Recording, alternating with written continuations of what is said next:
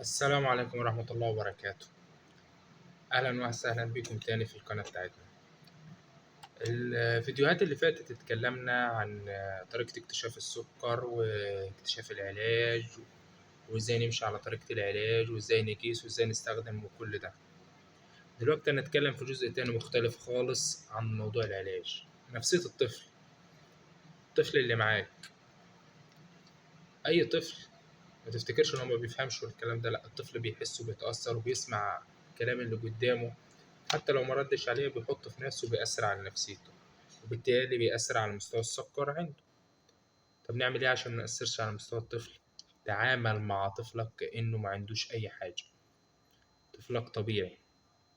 تعامل معاه إن السكر ده مش مرض، ده مش عاهة، ده مش إعاقة، ده طبيعي يا بابا. انت عندك حاجة بتاخد لها علاج وخلاص، بس مش أكتر.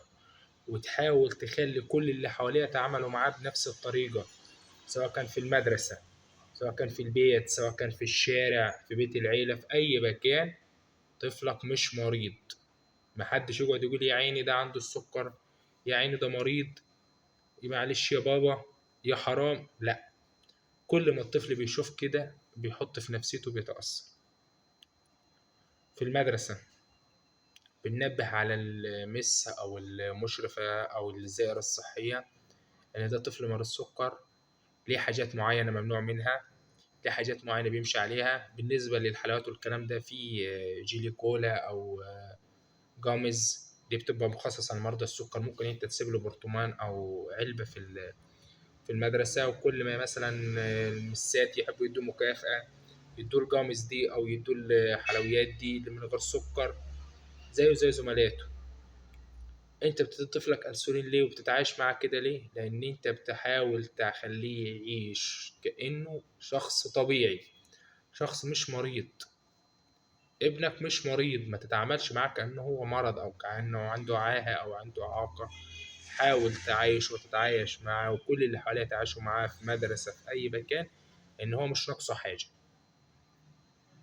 صدقني دي هتأثر جدا في نفسية الطفل، هتأثر في علاجه، هتأثر في نموه، هتأثر عليه في كل حاجة.